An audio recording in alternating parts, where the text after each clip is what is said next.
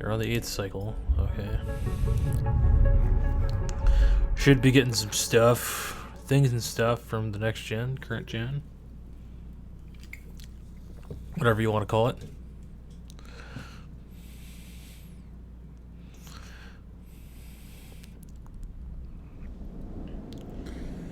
So yeah.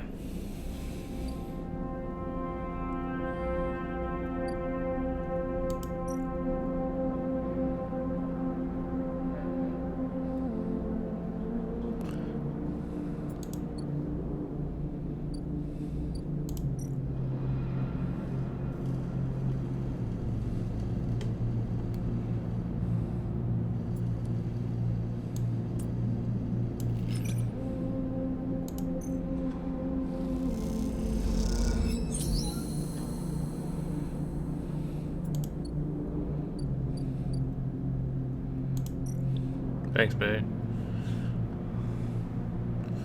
Oh, wait, no.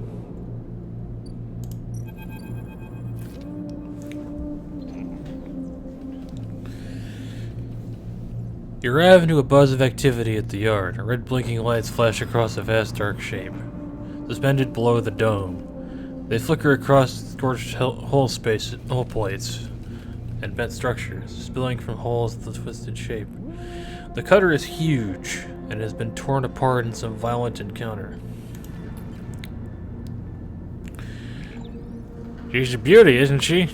Drago stands to the side, focused on the hulking ship as it is lowered into the yard. What is it? That, my friend, is grade A scrap. I should thank you. This place was on its last legs and you turned up, and now look at this. The ship descends slowly, its interior visible through multiple hull breaches. You struggle to gather the same enthusiasm as Dragos. For this monster's craft, you can't help but think of what became of its crew. What happened? What do you mean? I managed to convince our salvager friends to give it to me on credit. That's what happened. Know what happened? Happened to the ship. Not by consent. He shrugs. The ship creaks with like a calving iceberg as it reaches the base of the yard. Dragos is visibly excited. I know you shouldn't stick around, but I'm gonna need some help with this one. The drones start to crawl over the hulk, their lights illuminating flashes in a dented hull. Watching, you wonder if you arrived in a similar fashion, locked inside that container. The wreck of the SNR freighter lowered into the yard like a corpse ready to be butchered. Or was it the container delivered to Dragos on its own, a womb for your rebirth into this strange station? You shudder. Perhaps if you could learn something about the ship, you might be able to trace the path that led you into this yard.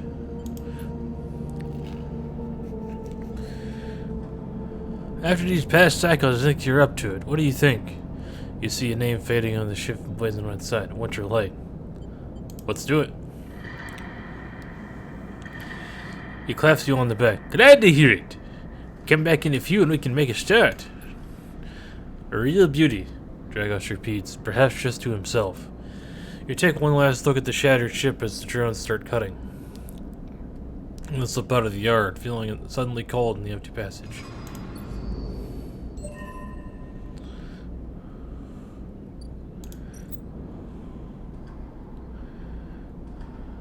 You completed your first drive. Each drive completed unlocks upgrade point.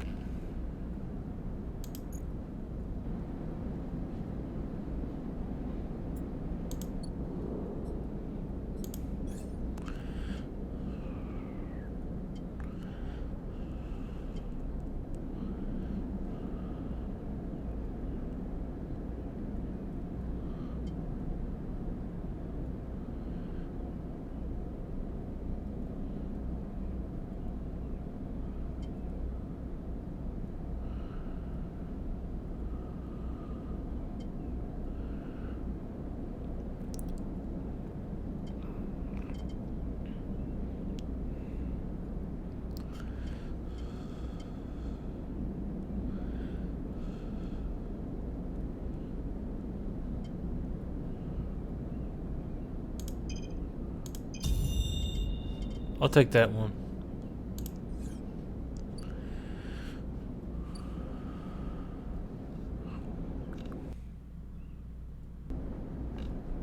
Okay.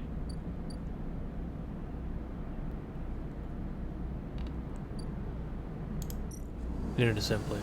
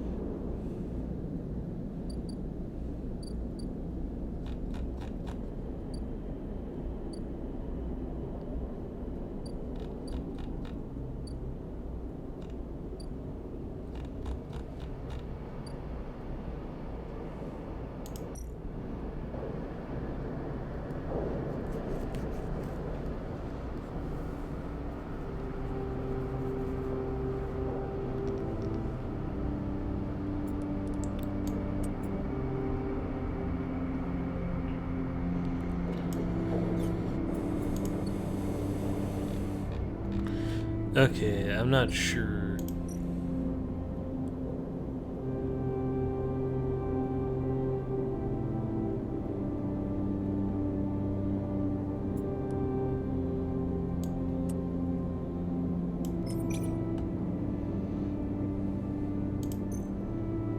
Block maintenance.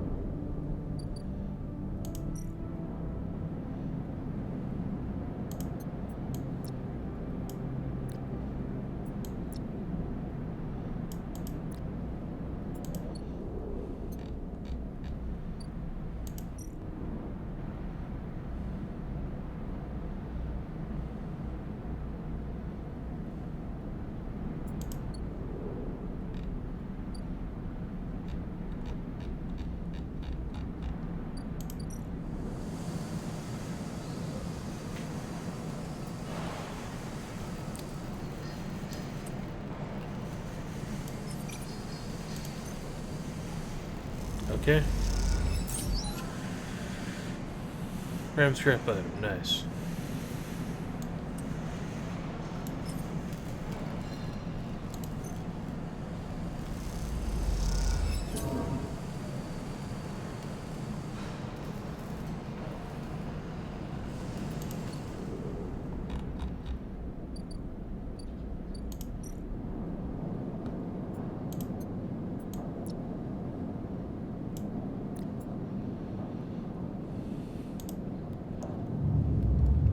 end the cycle. Now it's time.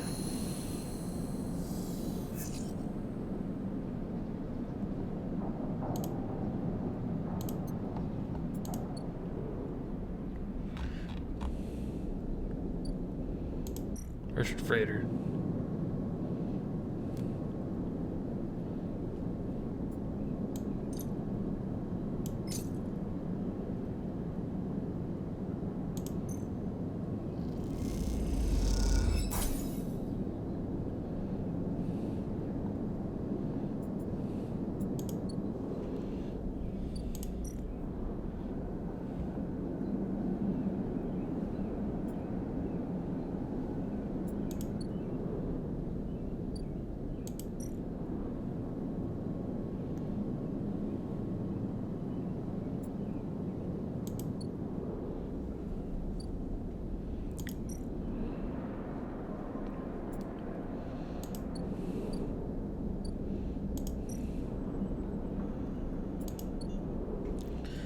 We need a ship mine fragment again.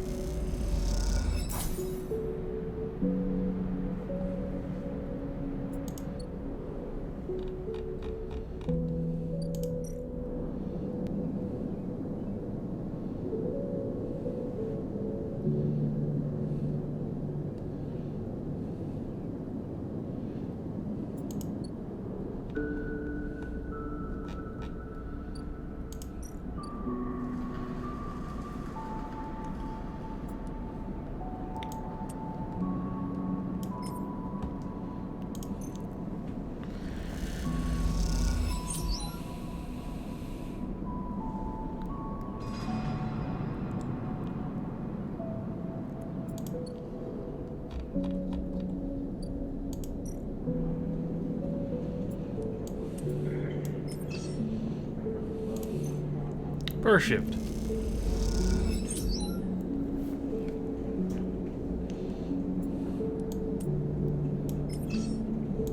Do another burr shift.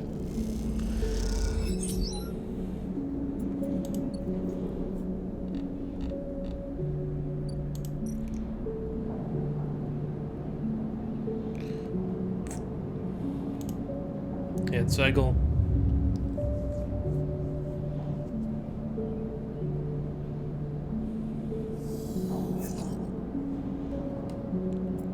Those are not good rolls.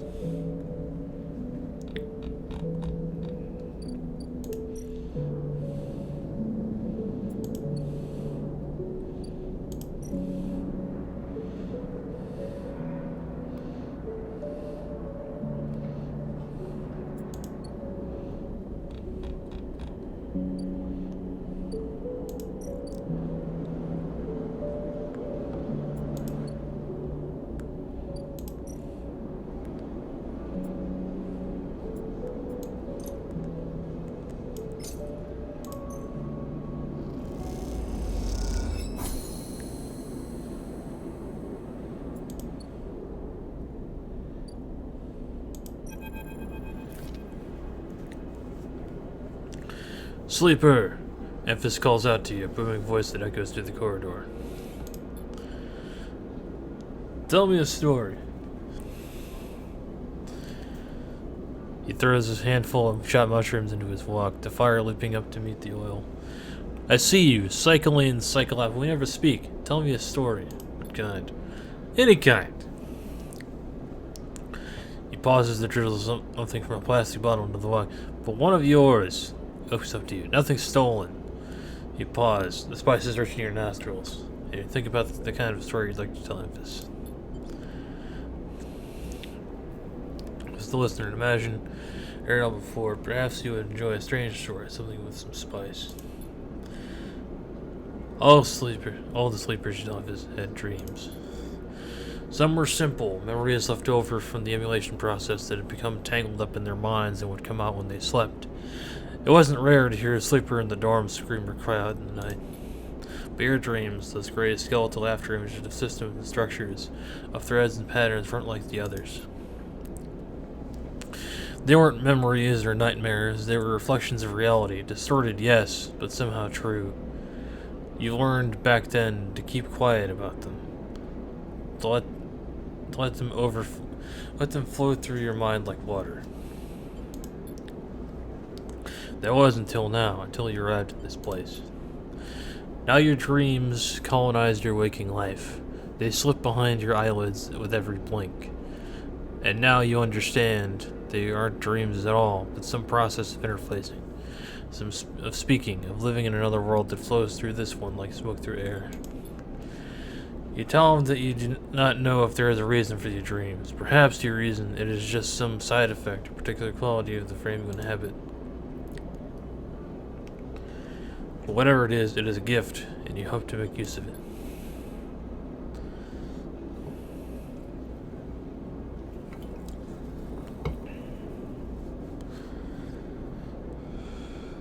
Emphas finishes cooking and squints a little at you. Sleeper, he smiles. You are quite the storyteller. He eyes you, and you realize that he is trying to gauge how honest you have been in your story. Emphas passes you the meal he has cooked, and you take it gratefully. And as you eat, he talks, a natural exchange. Thank you, Sleeper. He looks around at the empty market. My time is done for today. I do not want to keep you any longer, so I'll make a proposal.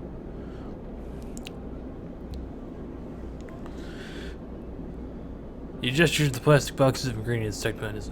These are good enough for most, but someone told me a story that made me think a couple cycles ago. They said that across the gap in the greenway, fresh mushrooms grow. Have you heard this? No. Neither had I. But I trust the one who told me. Emphas begins packing up his things. Can you bring me some? I cannot cross the gap, and I worry about leaving my things behind. He smiles. I'm sure a storyteller like you could handle the trip. I'll prepare them for you, and if you wish to tell it, be the audience of another story. Agreed. Good, booms Emphas. Then I'll wait for you to bring them. Emphas sides his walk away and straightens up. I will prepare a recipe then, Sleeper. Good luck with your foraging. You turn away and walk back into the main market, the rich taste of Emphas's food still lingering in your mouth. Stories for food, you think. A trade that seems more than fair.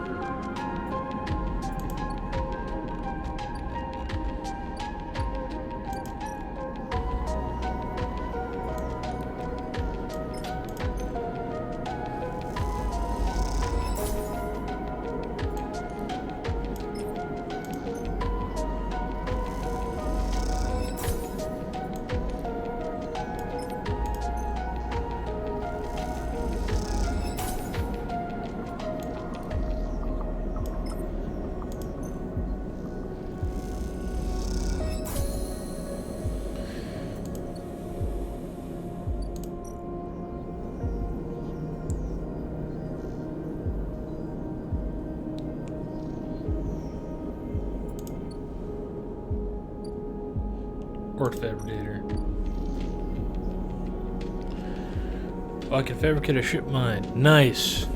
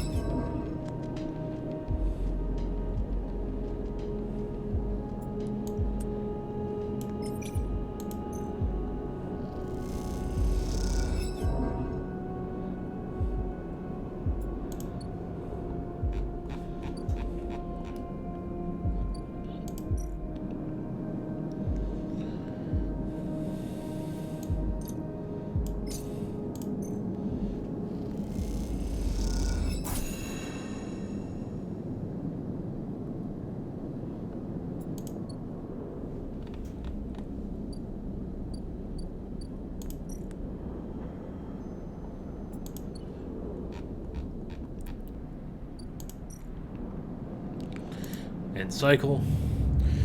I think I'm gonna get tracked, but you know.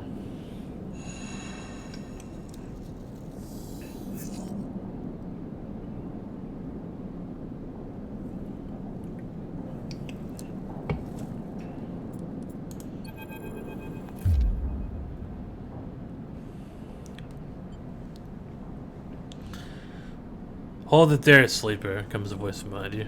Don't you run. Good, good. A hand pats your coat down. You know your master's voice. Ethan spins you around.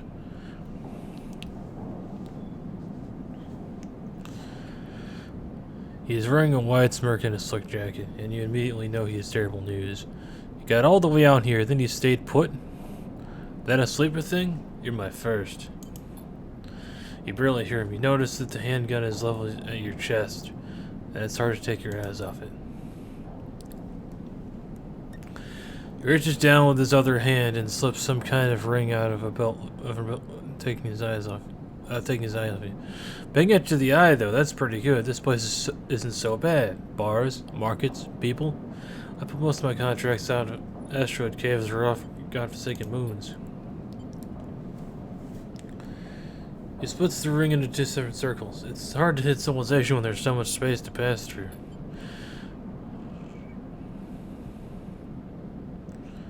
Just a freelancer on a contract. You reach over to slide the rings around your... Go easy. Make a break for it. Chance, you spin, knocking him away and sprinting down the corridor. Then a shot rings out, echoing off the metal so loud it hurts your ears. A bullet hole smokes in the wall beside your head. You freeze and Ethan closes the gap. This is a very boring routine. Trust me, I've seen it all before. Just the rings over your trembling wrists.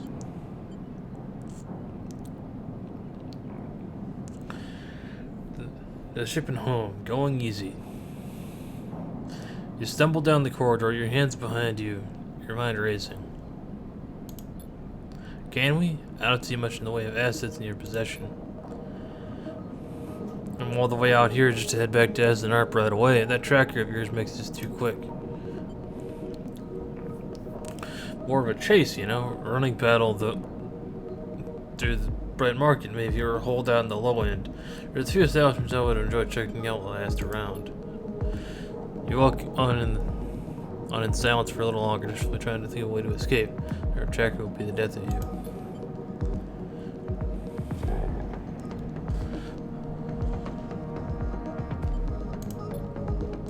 Although I got myself thinking, what's the rush here?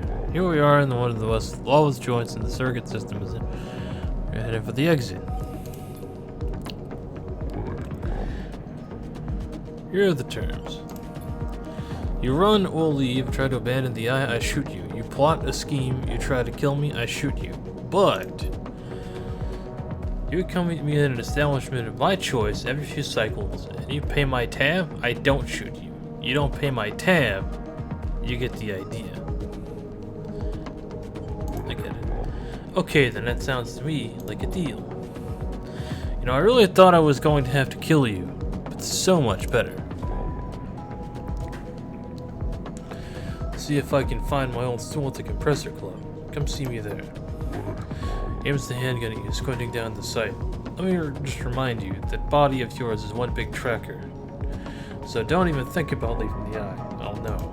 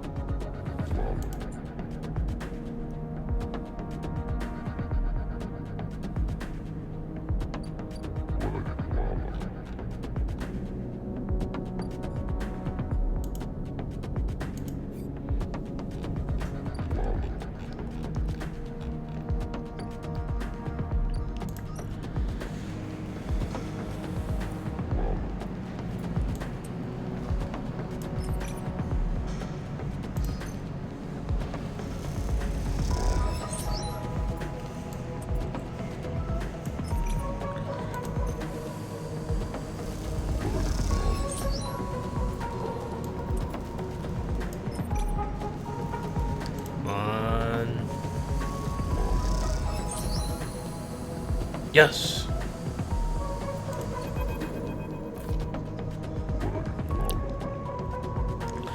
Each shift, a crowd of would-be workers gather outside the shipyard, each of them clinging to a 4-digit number printed on receipt paper. Either they're assigned numbers, and you're either called for a shift or you aren't. As you arrive, the crowd is restless and chatter rumbles through the lines.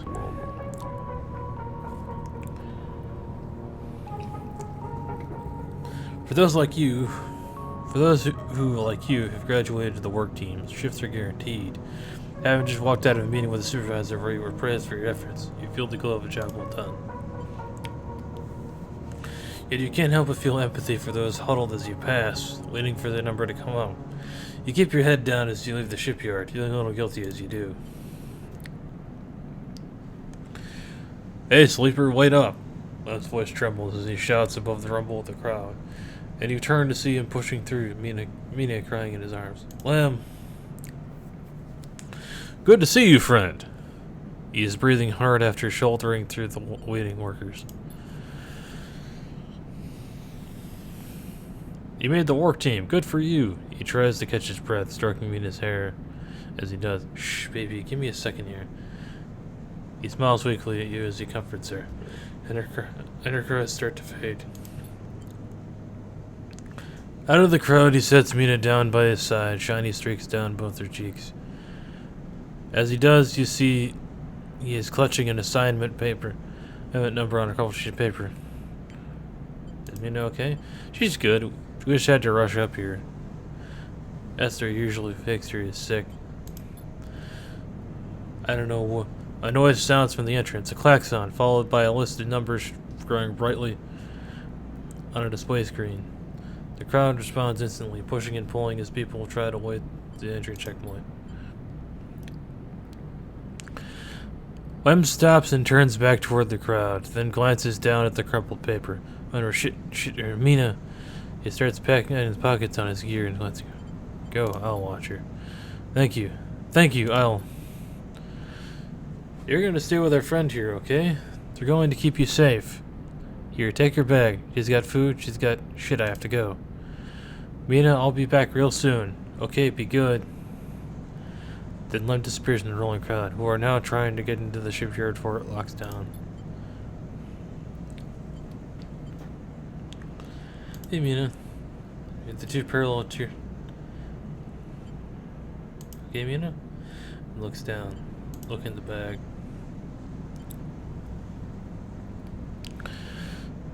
Last out of her bag and see a few metal containers, fashioned from scrap components. Battered slate sits on top, blinking a little battery warning.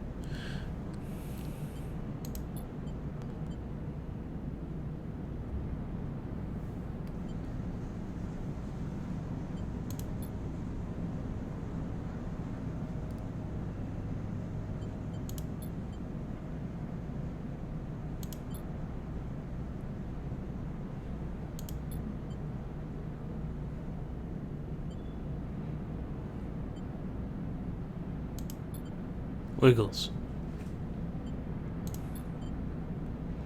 Fuzzy, I like your friend. The robot? Sort of. Yeah, she thinks. Me too. Mina has more questions. Lots of questions. Questions about how you breathe if you rust, but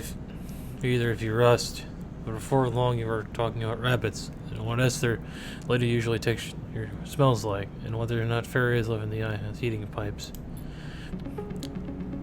Just a time like this, sitting side by side on the floor on the walkway as others pass by.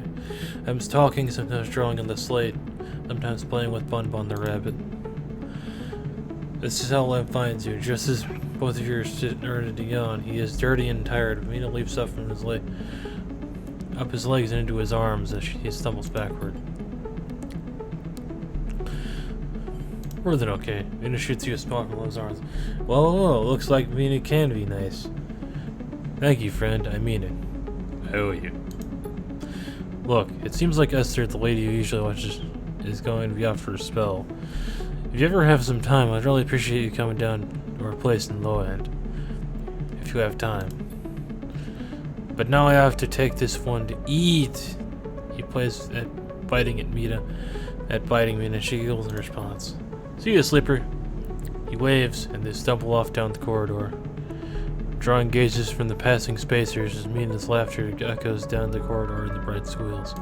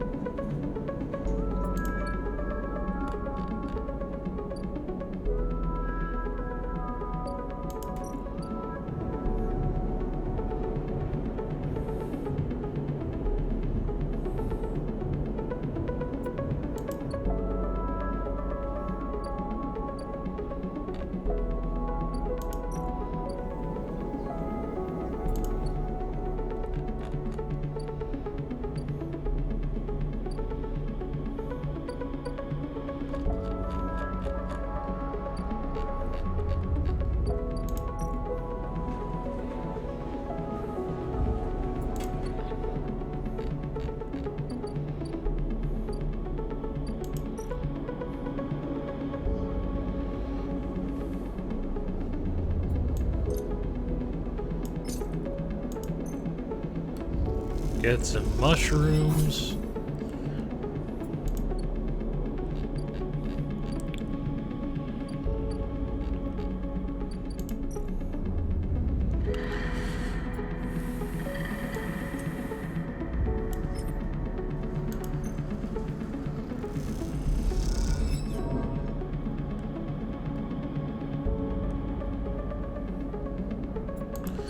Okay, well that was a thing. I think I'll do a couple more cycles and then...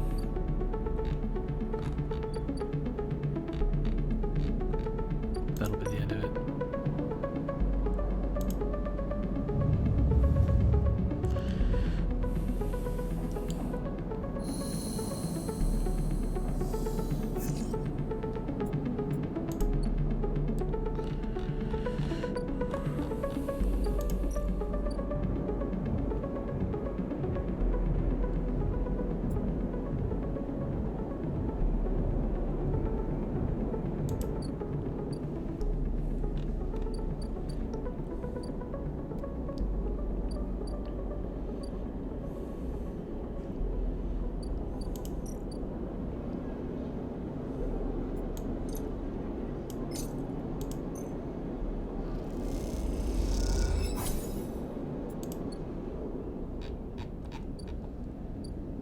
Scrap freighter.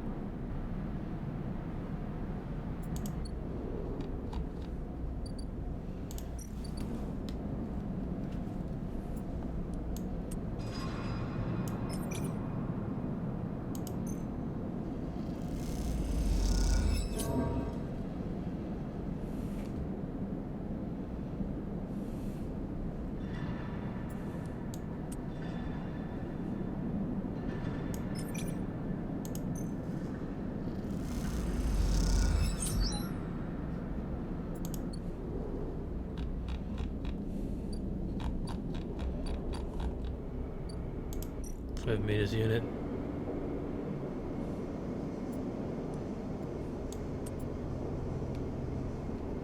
Basic Mina. On neutral.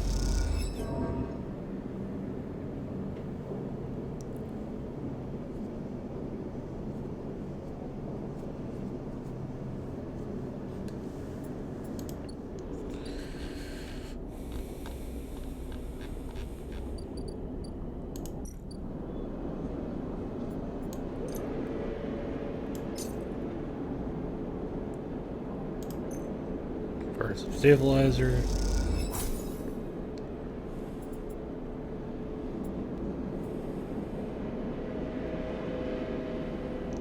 Ooh.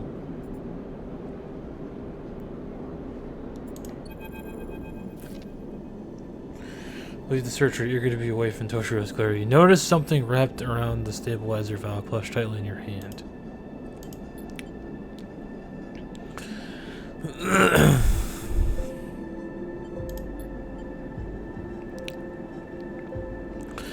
Keep somewhere. The metal handle is worn and pitted, but you can see a set of numbers imprinted into it. 207F, and then crudely scratched into the handle at the low end. For a moment, you consider going back to the surgery to return the key, then quickly think better of it. Did Sabina want you to have this, or is Toshiro passing on a message? And the low end to find out.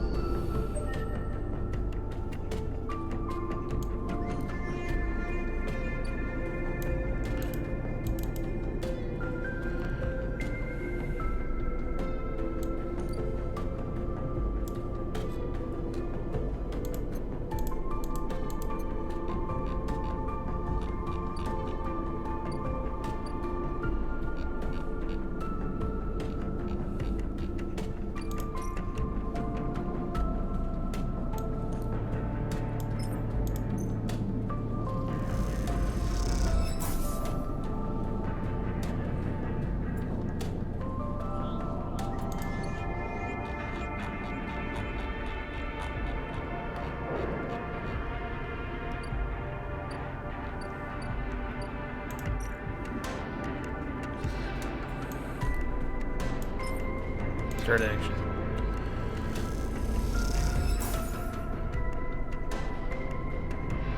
Continue.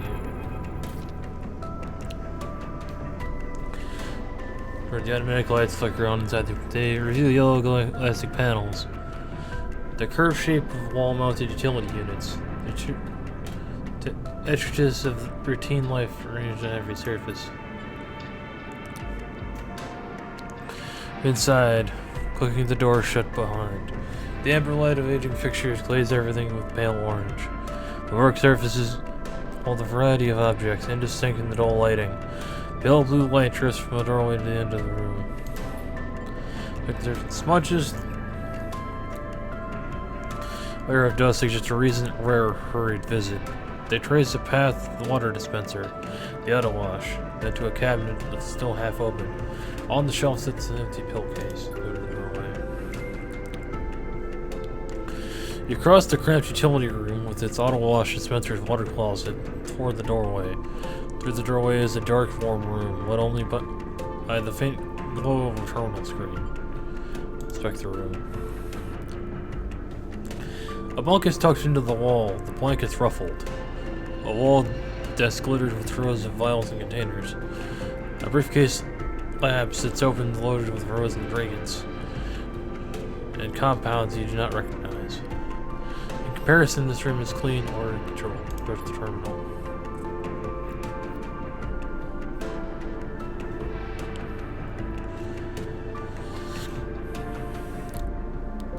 As you approach, there is a crackle from somewhere in the dark. Sleeper, Sabina's voice shakily echoes through the apartment. Welcome to my home. I'm sorry I can't be there. I've had to make alternate arrangements. Your railing noise is static. I was able to record this message, but I don't dare show my face. Something is happening within the Yatagan. I no longer trust them. I have something to ask of you. Why did you get me out? Yatagan were supposed to hide me, to protect me, and after everything that happened, I was desperate, and after that, I was too tired to care. I'm done with it now. I want out. Screw the debt. Vanity insurance, something I can hold against them. I have my suspicions, but I can't be sure any information. And as you know, you need me. I paused, then clicking in the dark. This isn't a threat. You have to understand my position. I know sleepers. I haven't been here before. I can help you, but not with the Yatagon's noose around my neck. Get me data. Get me information. Get me something I can use against the Yatagon. Then I can get out, and you can kill what you need. Please. Bring it here to my terminal. I'll get into it when I can. And try to imagine Sabina living here, working at the desk, sleeping in the bunk, walking into the terminal in the dark. The recording cuts to static, filling the room with white hiss, then in silence. Exits the terminal.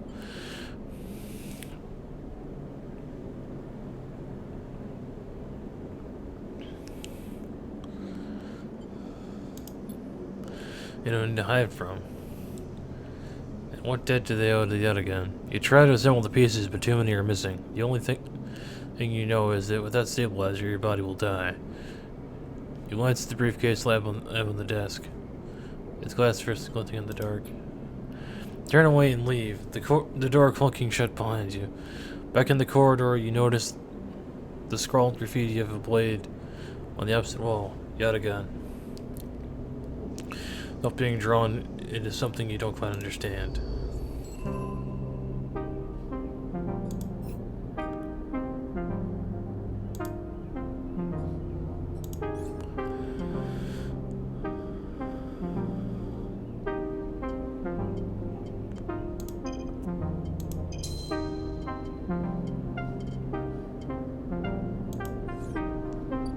Okay.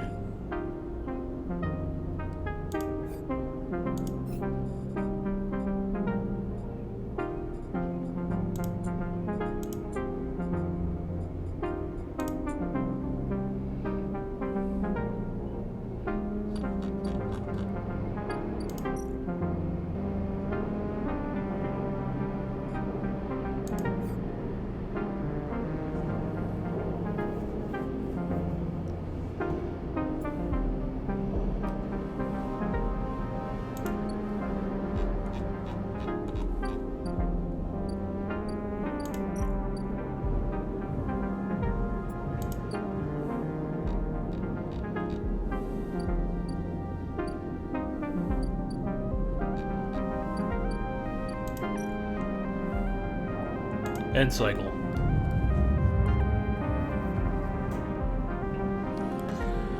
Yeah, let's see how we roll this time. Ooh, that's nice, actually.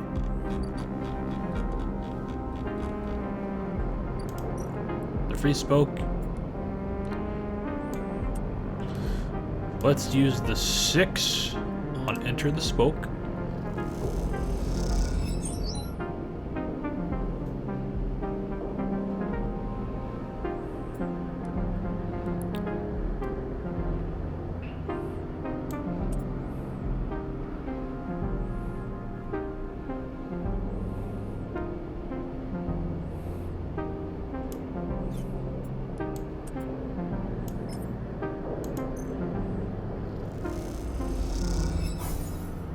Which outcome? Spoke climber.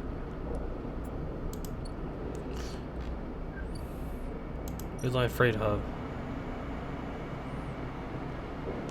I had skill upgrades for that.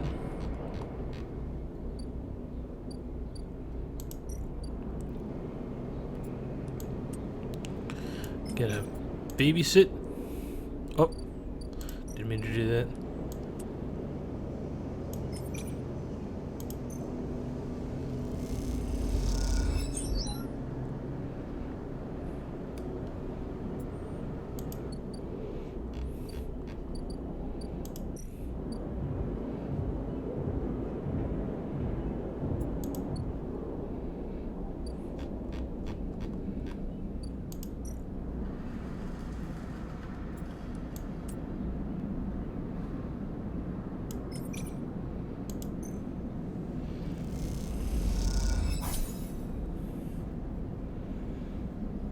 Cutter salvage.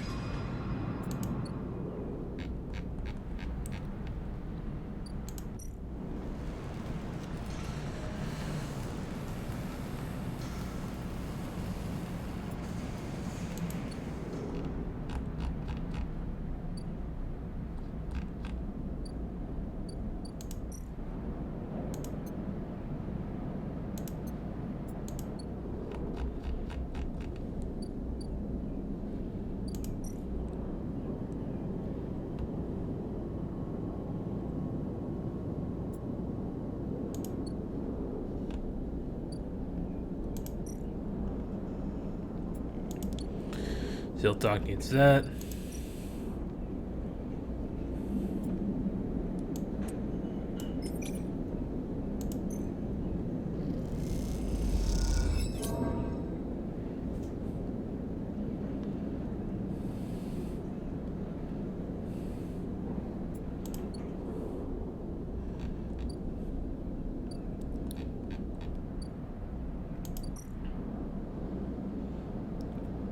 And cycle again.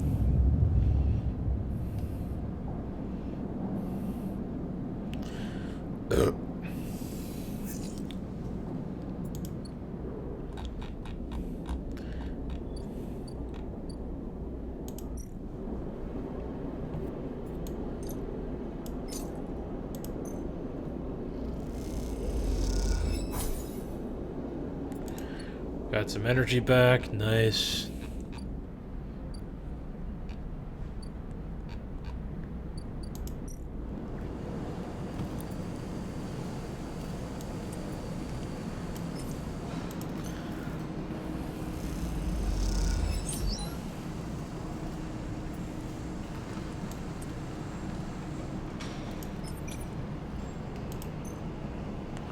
Central assembly.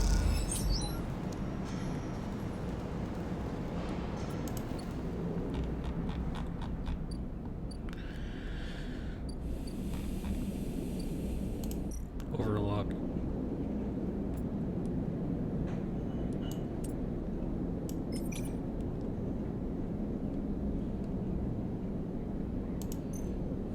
Come on, positive outcome. Negative outcome. Shit.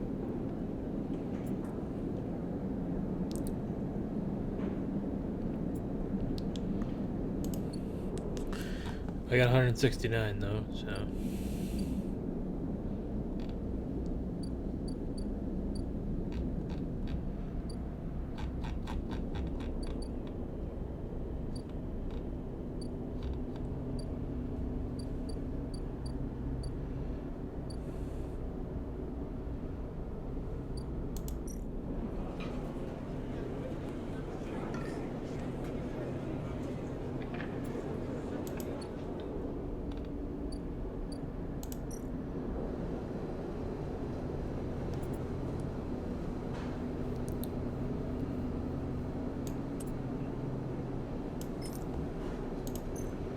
Press delivery.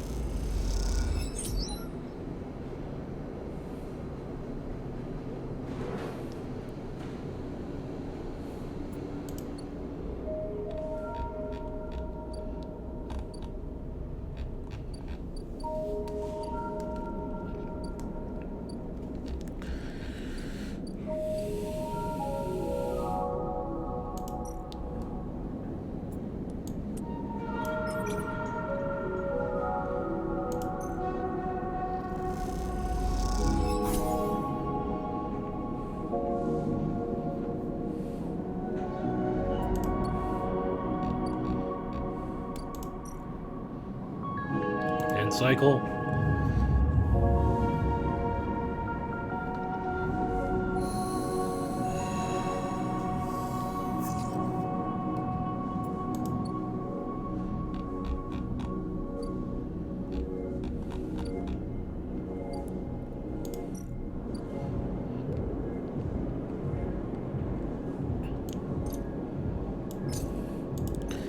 $58, that's all.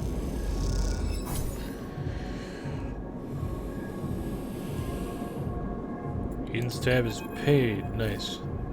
If you just did that. Ethan's mocking laugh comes from across the bar. You look across to see him leaning across in a pool of light. Glasses and swelled liquids glinting around him.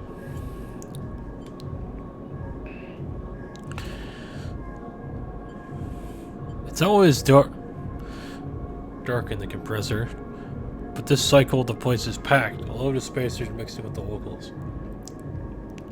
Usually they run, Ethan spins a glass to the bar, or they go spend their savings on some local heavy I have to put down. They don't pay.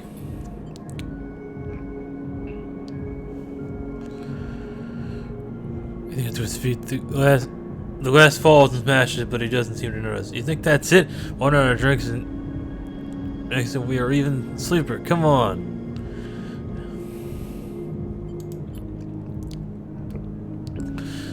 This is on me? I think someone in your position might have a better idea of how this all works. Freelancer, Sleeper, just like you. We signed a contract with SNR, didn't we? Difference is my word means something. Yeah, so what did you think? You could just run away from your contract, your debt? You could just steal that natty little body of yours and take it for a joyride? Play home for a cycle or two? That's what I'm saying. Ethan is addressing the bar now, having noticed the attention from the other patrons. You are a coward. I'm a professional. Though I should thank you for giving me such an easy job. I'm used to outlaws, you know, real bounties. If I knew I was catching sad little escapees like you was so easy, I would have changed clients ages ago.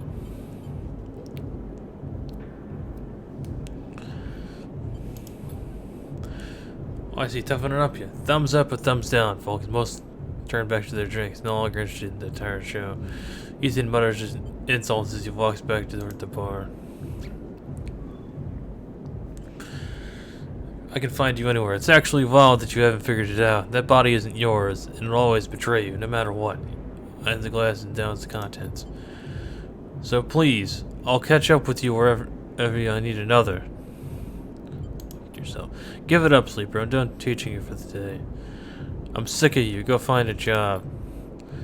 You turn your heel and they're out of the cloying dark and sweat stench of the compressor. Knock hard and fast down the walkway, anchor driving your footfalls into the metal of the rim like hammers.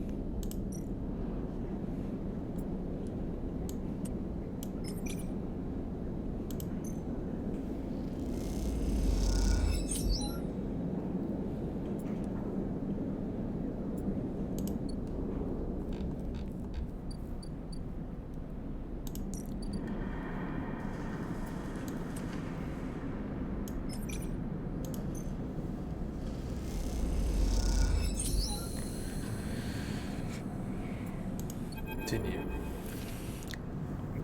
The winter lights sit in neat piles waiting for the collection shuttle from the Heavenage. Dragos has managed to sell the remaining pieces to the shipyards, a fact that's hard to forget as he has been telling you about it for the past 2 cycles. And all that remains is for Heavenage to come collect. Look around at the yard, transformed from when you first arrived.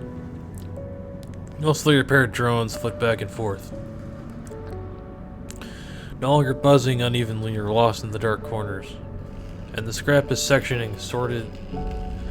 The system that you and Dragos have put into place over the past cycles paying off. As you look, you notice the glow of pale light from the office by the entrance. That rundown cab of a building which houses all the record share equipment. Dragos must be inside, and to get to your feet and walk over to find out when the Pure Collection crew will be here. Knock. Sleeper, come in. You swing open the door and walk in. Dragos is sitting in the small metal desk. The shipyards told me they'd be here soon. Then they hand over the chits and we are set. He writes off something with a stylus on his slate and shuts it off. Of course, we should talk about a bonus.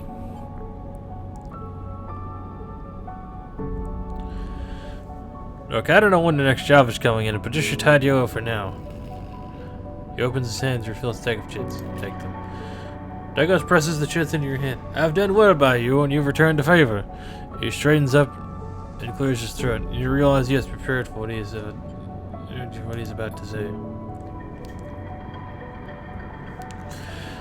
These chits are for you to take and do what you will with them. They are from me. They are the last I'm going to give you. Work for a sleeper in this yard.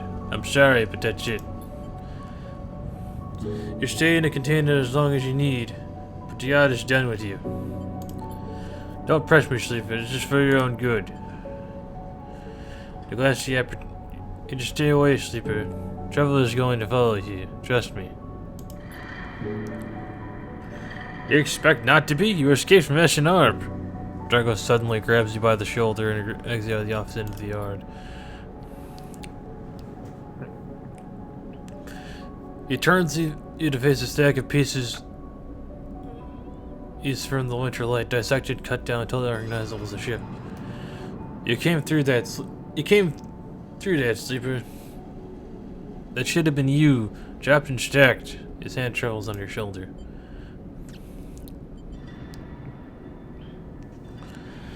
It's just whatever happened to you. We cut down broken machines and moved them on. Well, I didn't cut you down, but I'm sure as hell moving you on.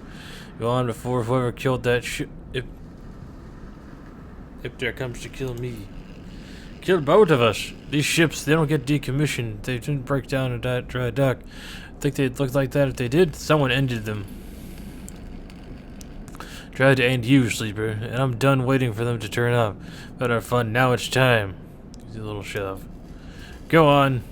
That's it, he shouts and goes inside. The silence hangs in the air and you leave, with your pockets filled with clinking chits, and a strangely hollow feeling in your chest.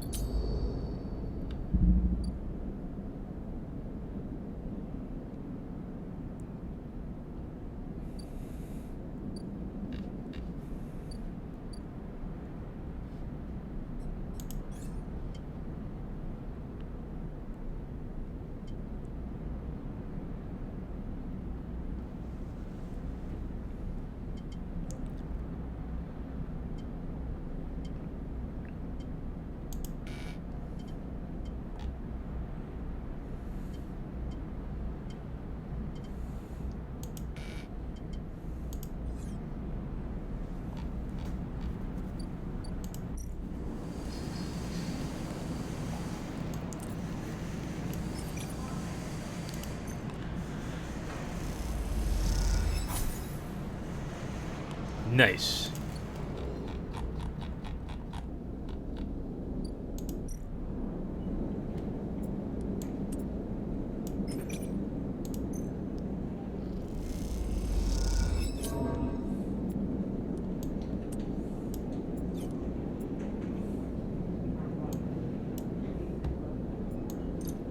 Okay, next. We do this.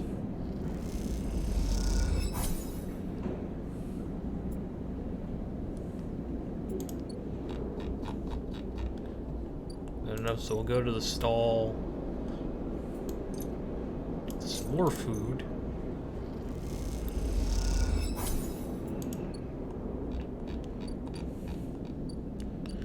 Overlook.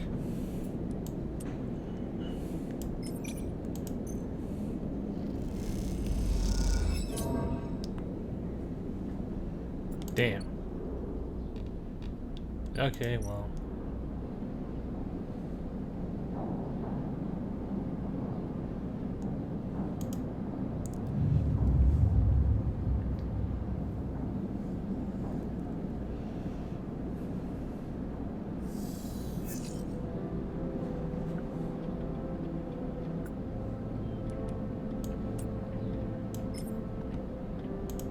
Sunbathe.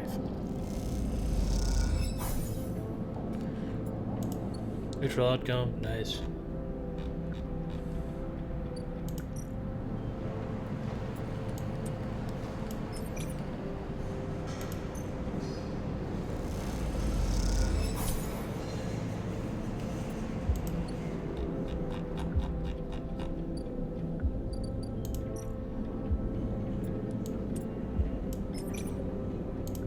Come on.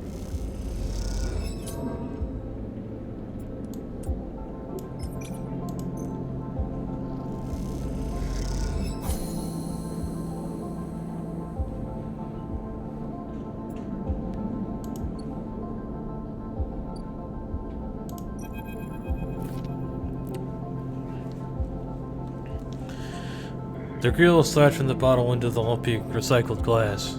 A pale grassy yellow under the overlook's warm lights. The pastry nods and takes the drink, bringing it up to their face in both hands, like an offering bowl. This is the good stuff. The stuff Talos says is in aged wooden casks stored in some closed-off part of the old station, among corroded wires and softly looping systems. Though sometimes it is hard to tell if Talos is joking. Either way, you like pouring this stuff. It gets on your fingers and you rub them together, you can smell the mossy drink. Cut through the aniseed, mushrooms, wood, as the alcohol evaporates. Like those who order it too, the aged grill is kept beneath the bar, open to order only let those who know it's there.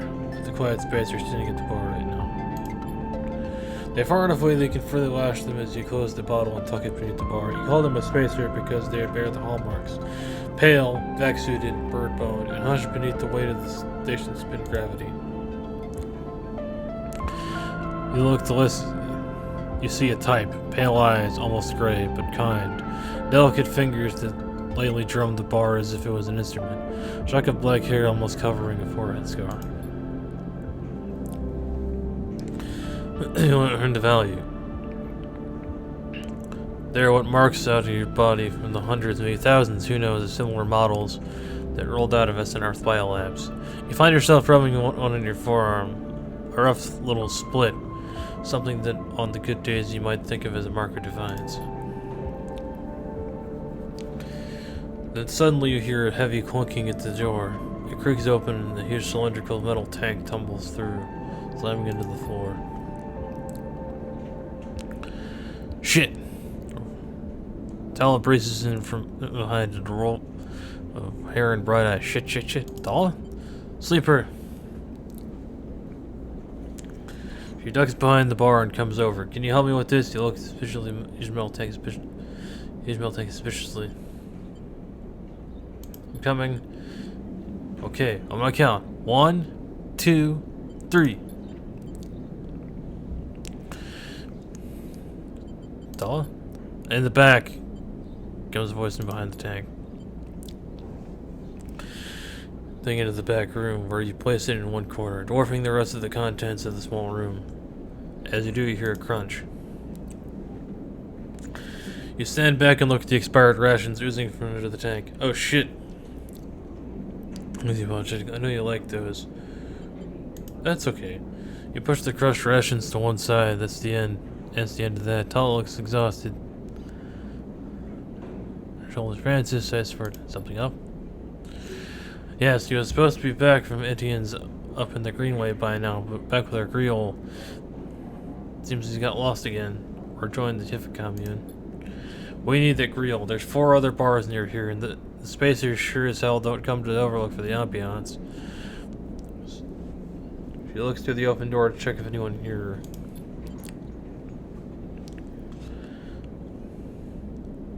So I'm taking matters into my own hands. Welcome, Sleeper, to the Overlook Distillery. Did some work. I pictured some paint flaking from the metal walls. Well, I'm gonna need some help though. You up for it? Could be fun. Happy to help. Okay, I'm excited. I reckon we chop this thing in half. One for fermentation, the other we turn to a still. We'll need to gather the ingredients.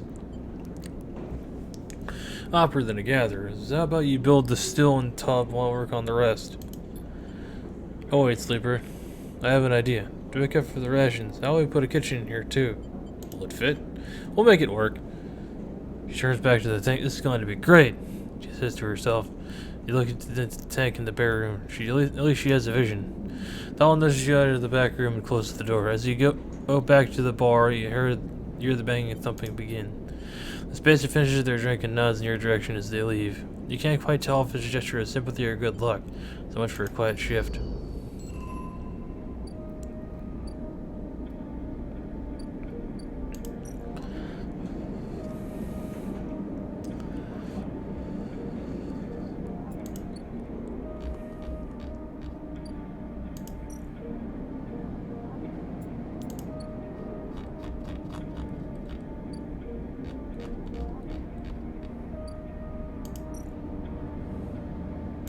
Cycle.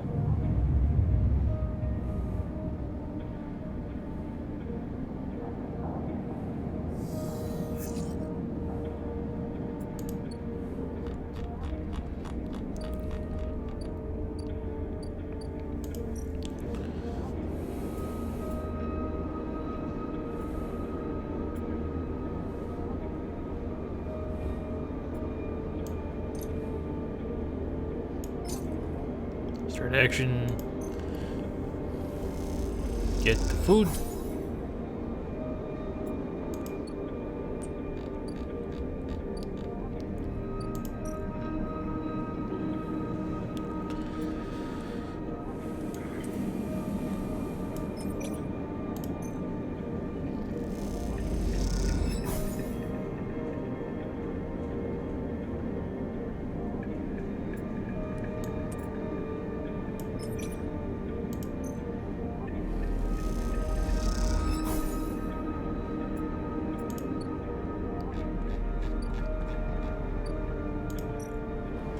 Oh.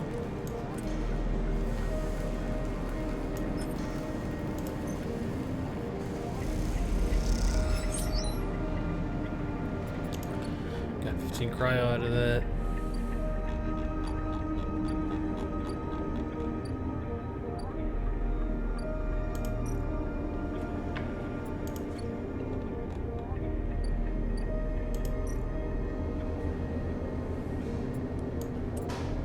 Dual manufacturer.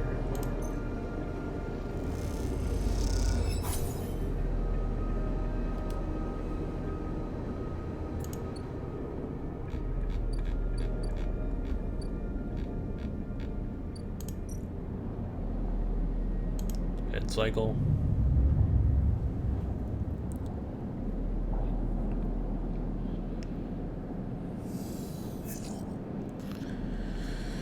Okay. With that, folks, we've been playing for quite a while, so I think it's been maybe 2.5 hours, maybe almost 3. I think I'm gonna call stream for today. Make sure to hit follow if you haven't already. I'd love to see you back here. And I'll see you on Thursday for some Tales of Vesperia. I finally figured out where to go in the desert, so hopefully we'll make some progress there.